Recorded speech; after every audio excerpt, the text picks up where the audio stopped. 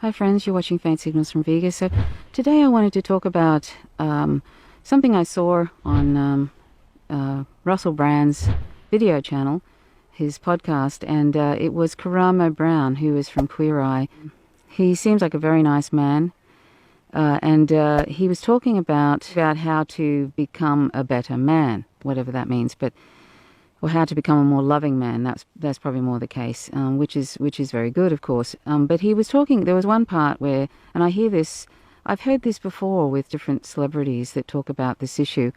They talk about how we need to have positive thinking, and that this positive thinking and sort of like positive affirmations about ourselves will help us get what we want in life, and they'll help us be what we want. Now, I believe in that sort of in positive affirmations, like for me, who I suffer from depression, clinical depression sometimes, and it waxes and wanes, and so I know that sometimes I can get caught in patterns of negative thinking about myself, and the way I break out of that, of course, is to just stop thinking about myself and to do things for other people. That's the best way, I think, and that's different spiritual teachers have sort of said that the way you make yourself happy is to make other people happy, and I totally believe in that. But of course, when you have clinical depression, it's very tricky to sometimes to break out of some negative thinking, and to also to motivate yourself, because it's kind of like, I don't know if you are familiar with the clinical depression, but sometimes it feels like you're in a hole and you're sort of scrabbling there's mud walls and you're scrabbling to get out of that hole, and the mud is kind of slipping down, and so you're really not getting anywhere. Even though you want to get out of the hole, it seems like it's impossible. And that can go on for a while, and then it starts to get, and for some people it starts to get better, and for other people it can be really, really entrenched, and can be so terrible for them that some people will take their life. They can't stand it anymore. And that even includes people that have they've been on medication, and medication can be very helpful and for limited periods. This is my personal opinion. I feel it can be. But anyway, it's something that is very difficult, and it's very personal for people. It's different for everybody, and some people have dreadful depression. Really, really dreadful. That's a very difficult thing, and of course it's hard for people to see that. It's not like you have a broken leg and everybody can see that. Anyway, but so what I'm saying is that I know what it's like. Sometimes I have to do some positive reinforcements of things to get away from the negative sort of, almost like rumination, the negative sort of ruminations of different things, about myself. And sometimes that helps, and other times it may not, depending on what kind of depression I have. But generally speaking, I'm pretty functional, and I'm able to do a lot of things. But sometimes it takes some effort to sort of feel like I can, when I'm talking about when I'm having a particularly difficult bout of depression. But what I'm saying, I'm probably getting sidetracked here, but I wanted to explain a little bit about depression and stuff while I was at it, something about myself. But what I was saying about, getting back to Karamo Brown, and how he was talking about, that people need to say positive things to themselves, and then eventually, they'll break out of this cycle. And he sees himself as an example of that, because he used to take drugs, and he was in a very difficult place. And I think at one point he was suicidal. He had an abusive father and so forth. He's had a very difficult struggle, and being black, of course, in America makes it extremely difficult. So, hats off to him for being able to get to where he is, where he's fairly popular on this show, Queer Eye, and he has, I'd say he's probably got a big career in front of him, because he's very intelligent, he's attractive looking, and so forth. The thing is that this message that's put out there by people, and it's usually celebrities who'll say things like to people, you hear it often, all you have to do is really want something and keep trying at it, keep doing it, and keep plugging away, and you will be successful.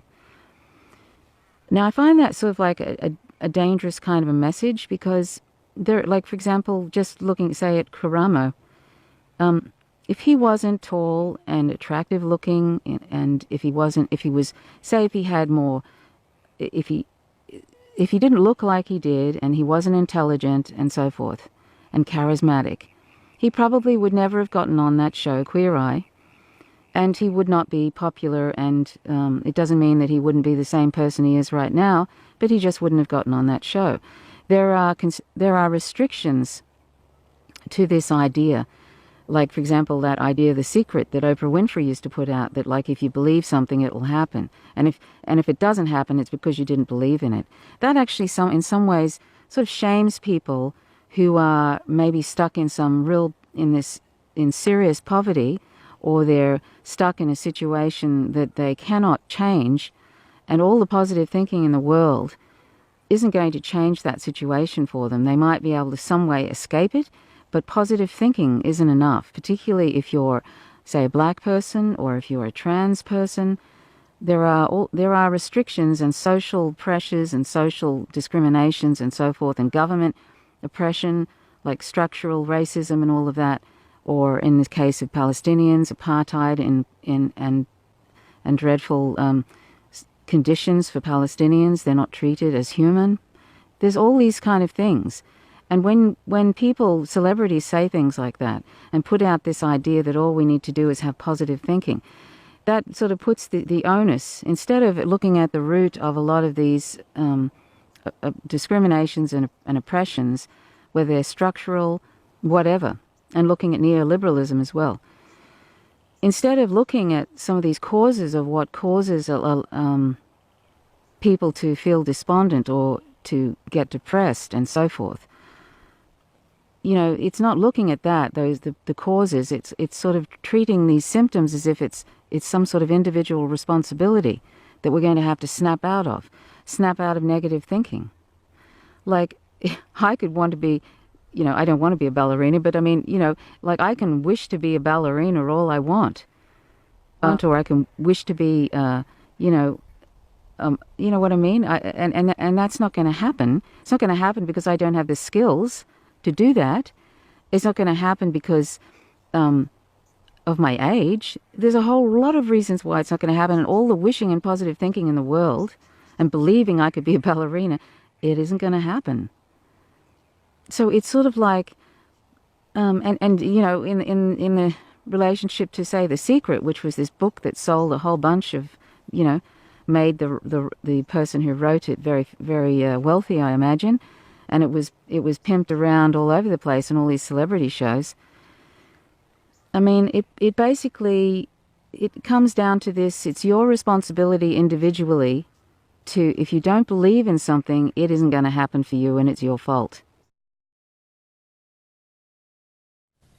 The decision by the state to bombard the airwaves with effective propaganda is a form of disempowerment. A collective self-delusion, the insane positivism that reality is never an impediment to what we desire.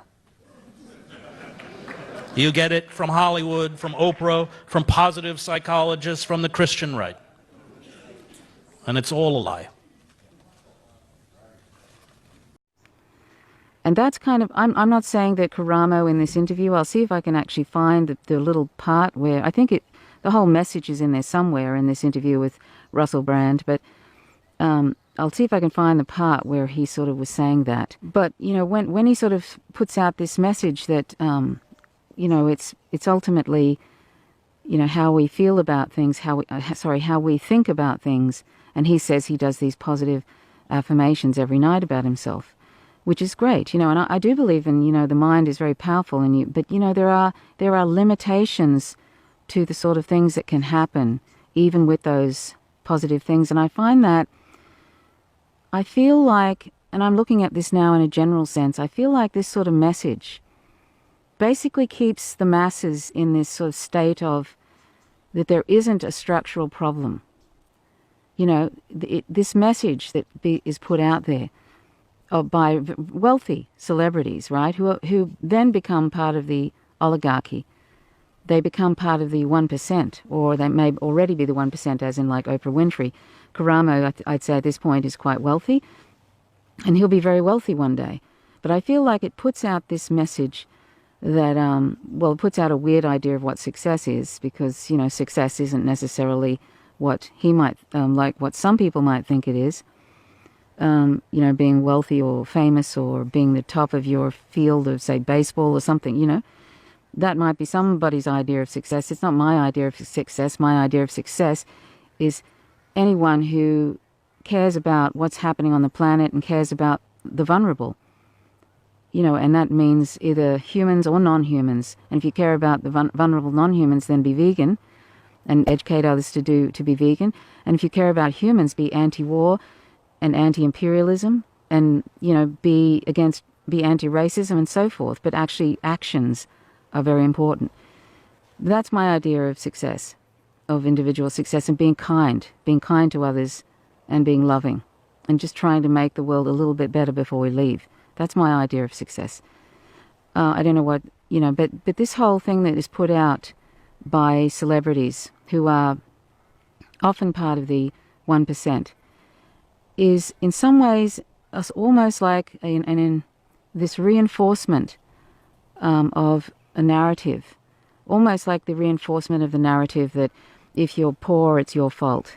Now, I'm not saying that Karamo Brown is putting out that message. I think he seems like a kind person and a very, I think he really cares about people. But I think he's also being seduced by, in some ways, celebrity, and eventually he'll be in his own little bubble with all these other people in kind of like a God realm, what the Buddhists would call the God realm, where you kind of have everything and people are running around after you and so forth. And after a while, you can kind of completely lose yourself if you're in that situation. And the only way to go in some ways is to fall down, basically, because eventually you're not going to be appealing, and there's new celebrities coming out every month, really. So eventually people aren't going to be interested in you, but maybe you've made enough money in the time, you've got a limited period of time, particularly if you're a woman, because celebrity is so much about appearances when you're a woman.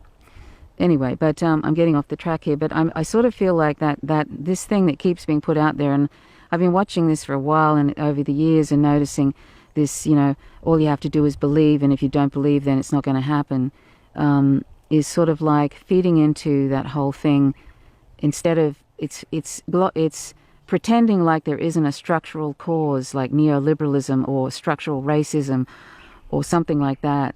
There isn't a real basis, a real fundamental flaw in the way we're living and the way governments are functioning and so forth.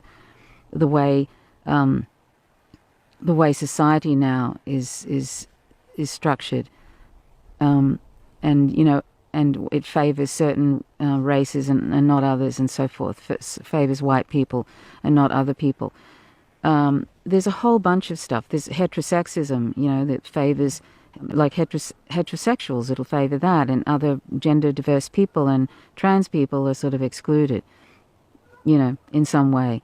There's that constantly, in advertising on television and so forth. And so there's all sorts of things that are, barriers to people from different groups. And I wish that these people, when they become famous, sort of would look more deeply at that instead of putting out that tired old sort of dangerous narrative that ultimately it's the individual's narrative in their head, and what they, if they really want something, then it will happen for them. It's that sort of, I feel like that's a really unfortunate thing, which sort of shames people in a way, because you end up sort of going, oh, well, the reason I wasn't successful in this is because I just didn't want it badly enough, or I didn't believe that I could do it, and so forth. It's not helpful to people to have that sort of thing being put out there over and over again. And I think we really need to sort of push back on that narrative. I think it's a very unfortunate one, and you hear it over and over again, particularly when celebrities are receiving awards.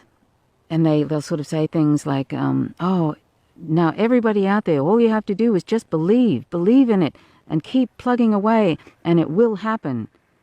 No, it won't. Not necessarily. Oftentimes it's a matter of complete luck, and it's a matter of genetics too. If you're born with this stereotypically attractive look that happens to be something that the media moguls like, and they promote you like a product. And when that's not in fashion anymore, they discard you like a product, like a used product, and so forth. A lot of it is luck, it's genetics, it's what race you are. I mean, how many, like, you can even see that in Hollywood. How many black people get the sort of, there's very few get the sort of attention that all the white people do and get the roles and so forth. But who cares? I mean, Hollywood, who cares? It's just another industry that puts out propaganda about the war machine too, I mean, with CIA-approved scripting and stuff. I mean, that's a real thing. Military-approved scripting, military-industrial complex approved scripting. So it's just putting out the BS narrative about, America being the good, the bastion of all that's good, and there's the baddies and the goodies and so forth. Anyway, that was just something I wanted to comment about. It's no biggie. It's just something I've noticed now for some time that gets put out over and over again by celebrities. And when I see people like Karamo Brown, who I think seems like a nice person, and I like that, I think that Queer Eye franchise has actually been quite helpful for decreasing the discrimination against LGBTIQ people. But I really, really wish that people would stop saying that, because it's really, really unfortunate. Really, really unfortunate. Anyway, that's all I really wanted to say. Anyway, please subscribe if you like the content. Please click the like button. Please click the notifications bell, otherwise you don't receive notifications when a video drops. And always, if you feel like leaving comments, that's great, because I always enjoy reading them. So thanks so much for watching. My name's Trish Roberts. You're watching Faint Signals from Vega. Till next time, bye for now.